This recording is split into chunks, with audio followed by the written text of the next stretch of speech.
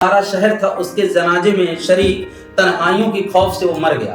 तो इतनी जिसके तन पे कभी पूरे कपड़े नहीं थे उसके लिए कफन की व्यवस्था करना, ये दुर्व्यवस्था थी हमारे समाज की कि जिस महिला को भरपेट खाना न मिला हो, पूरे तन ढकने के लिए कपड़े न मिले हों, उसके लिए कफन के लिए इतनी मारामारी चल रही थी। उस कफन पे भी राजनीति का वो प्रयाग दो हरामखोर किस्म के लोग कर रहे थे, उसका पति और ससुर जो पैसे इकट्ठा हुए थे उस पे वो अय्याशी।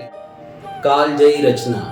दोस्तों नमस्कार, मैं प्रमोद कुमार हर रोज कुछ न कुछ नए विचारों के साथ, नई बातों के साथ और नए साहित्य के साथ आज एक ऐसी रचना का डिस्कशन करेंगे जो हमारे बीते हुए काल में, जो हमारी पढ़ाई के दौरान जब हाई स्कूल इंटरमीडिएट के विद्यार्थी थे, या जिन दिनों हम लोग के घर जब शौचालय नहीं हुआ करते थे, कैसे खेतों में जाते थे, फसलों से हमारा रिश्ता रहता था, प्रकृति से रिश्ता हुआ करता था, उस समय की एक मशहूर रचना जब हम कक्षा 10 और 12 में पढ़ते थे, कफन। एक कालजयी रचना है, टाइमलेस रचना है, चाहे जितने भी समय हो जाए वो रचना एक प्रासंगिक विषय बन के आती है, हर बार वो एक नए तरीके से हमारे बीच आती है।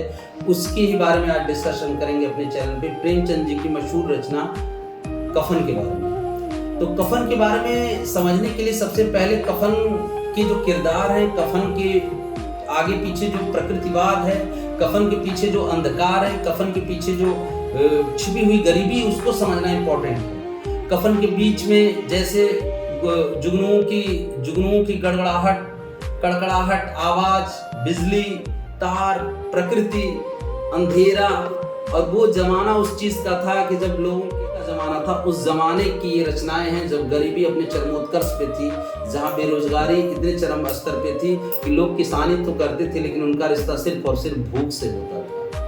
खेती करते थे, दिन रात खेती करते थे, लेकिन आप ये मान के चलिए कि उनकी जिंदगी में भूख के सिवा कुछ नहीं था।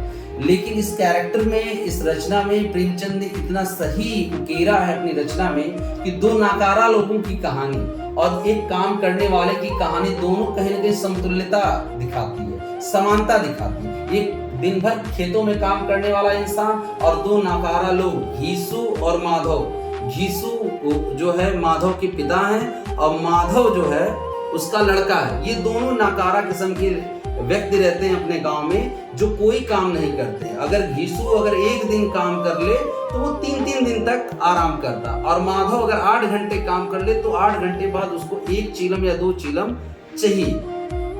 अब कहानी की शुरुआत घीसू और माधव से होती है। तो माधव की शादी जो है बुधिया नामक एक लड़की से घीसू कराता है, जिसमें उसने में भी उसकी एक चालाकी रहती है कि वो सोचता है कि अगर इससे शादी हो जाएगी तो उसके खाने पीने का जो है प्रबंधन हो जाएगा, ताकि ये अपनी आवारागर्दी, हरामखोरी पूरी तरह से कर सके। इनका काम रहता है खेतों से आलू चुराना, मटर चुराना, लकड़ियां चुराना, और चुरा के खाने की व्यवस्था कर लेने के बाद अगर 2-3 दिन तक खाने की व्यवस्था हो गई तो ये घर पे बैठ के आराम करते थे या तो चीलम फूकते रहते थे।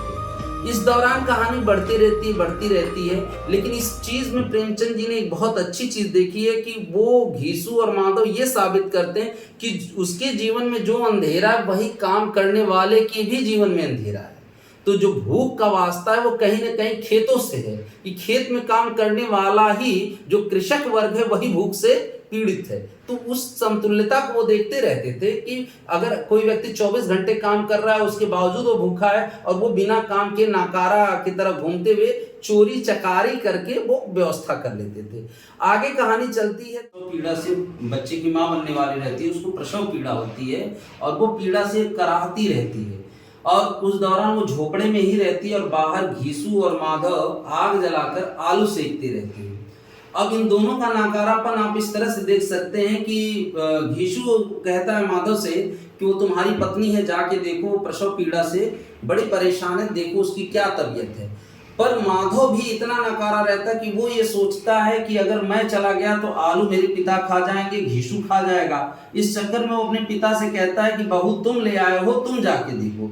और इस चक्कर में, आलू के चक्कर में, वो प्रसव पीड़ा से पूरी रात कराती रहती है, और रात का सन्नाटा, खूब शीत लहर पड़ती रहती, जाड़े की रात रहती है, अंधकार रहता है चारों तरफ, और वो करा के सुबह वो देखते हैं कि वो मर जाती है। जब सुबह जाते हैं तो बुधिया के मुंह पे मक्खियां भिनभिनाती रहती हैं, उसका शरीर पूरा ठंडा रहता है और उसके पेट में जो बच्चा रहता है वो मर जाता है। इसके बाद घीसू और माधव छाती पीट पीट कर पूरे गांव को इकट्ठा कर लेते हैं कि पूरी रात उन्होंने सेवा करी, पूरी रात जाकर नाकारेपन की का इससे बड़ा उदाहरण कोई नहीं हो सकता कि वो पूरे गांव को इकट्ठा कर लेते हैं, महिलाएं इकट्ठा हो जाती हैं उसकी लाश के लिए कि बुधिया मर जाती है। और ये इकट्ठा करने के बाद जब पूरा गांव इकट्ठा हो जाता है तो घीसू और माधव कहते हैं कि भैया बुधिया तो जो है हमने पूरी दवा दारू की, अपनी सारी रकम लगा दी, सारी मेहनत लगा दी, मर गई। अब इसके कफन के लिए हमारे पास पैसे नहीं है, लकड़ी की व्यवस्था के लिए पैसे नहीं है। इस चक्कर में वो गांव के ही जमींदार के पास जाता है। जमींदार जी पहले से ही जमींदार साहब उसको जानते रहते हैं कि वो नकारा किस्म का बेरोजगार और नकारा दोनों रहता है और चोर किस्म का व्यक्ति रहता है। वैसे देख के उसको गालियां देते रहते हैं, लेकिन जमींदार साहब का भी हृदय जो है दयालुता से भरा रहता है, तो उसको 2 रुपए जो है दे देते हैं कि तुम अपनी बहू के लिए कफन खरीद लेना। और जैसे ही ठाकुर साहब जब 2 रुपए देते तो गांव के जितने बनिया रहते हैं, अन्य लोग रहते हैं, उसको 2 आना 4 आना ऐसे करके वो 5 रुपए इकट्ठा कर लेता है। इस पैसे को इकट्ठा करने के बाद वो सोचता है, गांव आता है, फिर कहता है गांव वालों से कि हम शहर जा रहे हैं, बाजार जा रहे हैं और बुधिया के लिए कफन की व्यवस्था करने। जैसे ही वो बाजार की तरफ जाते हैं तो वो कहते हैं कि बुधिया जीते जी भी हमको हमारी सेवा की और मरने के बाद भी हमारे लिए क्या कुछ नहीं छोड़ा, आज हमारे पास 5 रुपए है। और रास्ते में जाते जैसे ही उनको मधुशाला दिखती है, मधुशाला यानी शराब की दुकान, दोनों बाप बेटे मधुशाला अपने अपने निजी व्यवहार के तौर पे जिस तरीके से उनका निजी व्यवहार रहता है वो चल देते हैं।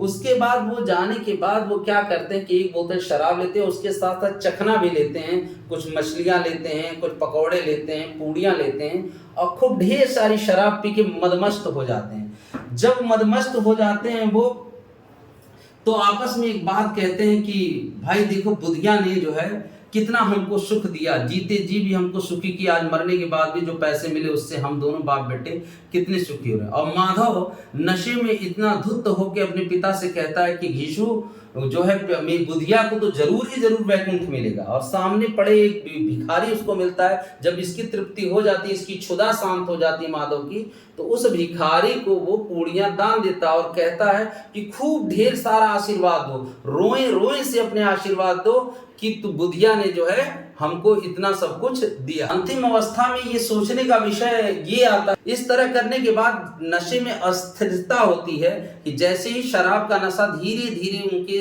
मस्तिष्क से उतरता है, उन्हें ख्याल आता है कि अरे बुधिया घर पे, बुधिया घर पे, अब क्या होगा। नशे की सबसे बड़ी क्वालिटी होती है कि वो अनस्टेबल होता है, स्टेबल नहीं होता है। धीरे धीरे धीरे जैसे ही नशे का स्वाद धीरे धीरे कम होते जाएगा तो आप अपनी अलौकिकता में आएंगे, सच्चाई में आएंगे। और इस तरह करके वो अपनी चीजों को ये कहते हैं कि देखो बुधिया ने हमको इतना सुख दिया कि बुधिया को जरूर ही जरूर वैकुंठ लगेगा।